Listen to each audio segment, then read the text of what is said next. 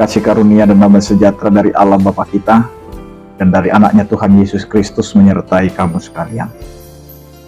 Amin. Bapak, Ibu, dan saudara-saudara yang dikasih oleh Tuhan kita Yesus Kristus dimanapun kita berada, mengawali setiap aktivitas kita, marilah kita mendengarkan firman Tuhan yang tertulis dalam Roma 2 ayat 6, demikianlah dikatakan. Hal itu akan nampak pada hari bila mana Allah sesuai dengan Injil yang kuberitakan akan menghakimi segala sesuatu yang tersembunyi dalam hati manusia oleh Kristus Yesus. Demikian firman Tuhan. Bapak, Ibu, dan saudara-saudara yang dikasih oleh Tuhan kita Yesus Kristus, kehidupan kita selalu melihat apa yang dilakukan oleh orang lain. Kita sering mencari-cari kesalahan orang lain, dan kita akan memberikan yang namanya penghakiman kepada orang lain. Kita sering hanya melihat bahwa yang jelek di orang lain, tetapi kita tidak pernah melihat kepada diri kita apakah kita juga melakukan hal yang sama dengan apa yang dilakukan oleh orang lain. Sehingga kita tidak pernah jujur dalam menilai. Kita tidak pernah yang namanya betul-betul tulus untuk memberikan yang namanya jalan keluar kepada orang lain. Kita sering merasa bahwa orang lain itu adalah saingan. Kita sering merasa bahwa orang lain itu adalah orang yang tidak boleh lebih baik daripada kita. Karena itu firman Tuhan ini menegur kita bahwa hal-hal yang tidak tulus itu, hal-hal yang tidak berdasarkan kebenaran itu akan nyata di tengah-tengah kehidupan.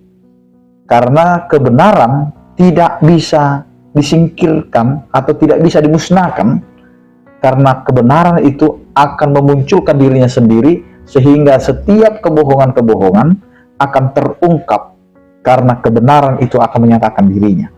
Dan firman Tuhan ini mau mengatakan kepada kita, hal itu akan nampak pada hari bila mana Allah sesuai dengan Injil yang kuberitakan.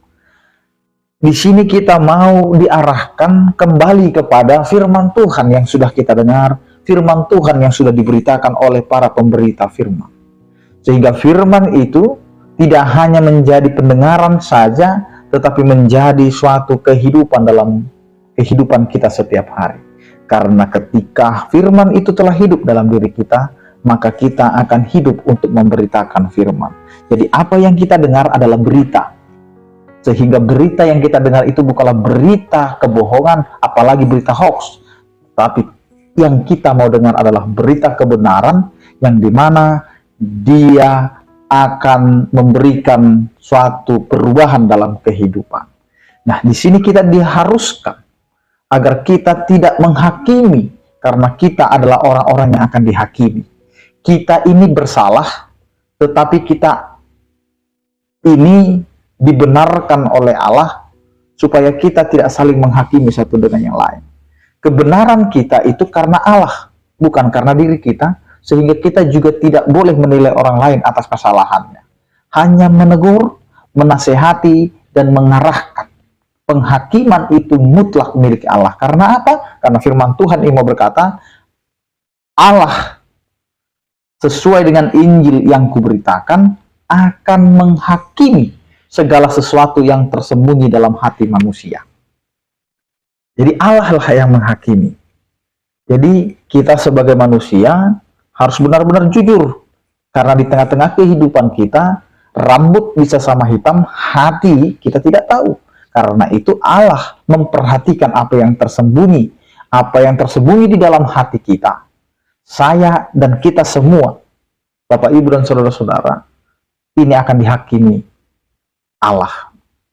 Karena hakim yang benar yang sudah dipercayakan adalah Yesus Kristus sebagai hakim yang adil. Hakim yang benar-benar akan menghakimi dengan apa yang terjadi dalam kehidupan kita. Tidak bisa disuap, tidak bisa disogok, dan tidak bisa main-main dengan hakim yang satu ini. Karena itu Bapak, Ibu, dan saudara-saudara, marilah kita hidup dengan kebenaran. Jangan berprasangka buruk dengan orang lain. Mari kita koreksi diri kita, karena hakim yang benar akan menghakimi apa yang sudah kita lakukan melalui Yesus Kristus Tuhan kita. Amin. Kita berdoa. Terima kasih Tuhan, Engkau mengingatkan kami agar kami tidak menghakimi orang lain, tetapi kami mengkoreksi diri kami sendiri.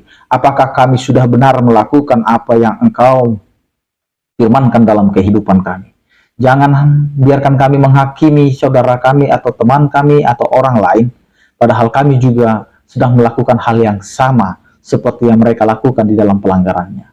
Karena itu Tuhan ajari kami, agar kami mampu melakukan apa yang sesuai dengan firman. Berkatilah kehidupan kami, pekerjaan kami, rumah tangga kami, dan seluruh keluarga kami, agar apa yang terjadi di tengah-tengah kehidupan kami, itu menjadi kemuliaan bagi nama-Mu, dan terjadilah apa yang Engkau kehendaki dalam kehidupan kami. Berkatilah setiap kehidupan kami ya Tuhan, terlebih seluruh orang percaya. Yang sakit Engkau berikan kesembuhan, yang berduka Engkau berikan penghiburan, yang bergumul Engkau berikan penyertaan. Terpujilah Engkau ya Tuhan dalam Kristus Yesus Tuhan kami. Anugerah Tuhan kita Yesus Kristus, kasih setia daripada Allah Bapa dan Persekutuan Roh Kudus, itulah yang menyertai kamu sekalian. Amin. Selamat beraktivitas, tetap menjaga kesehatan. Salam sehat dari kami, Tuhan Yesus memberkati. Horas.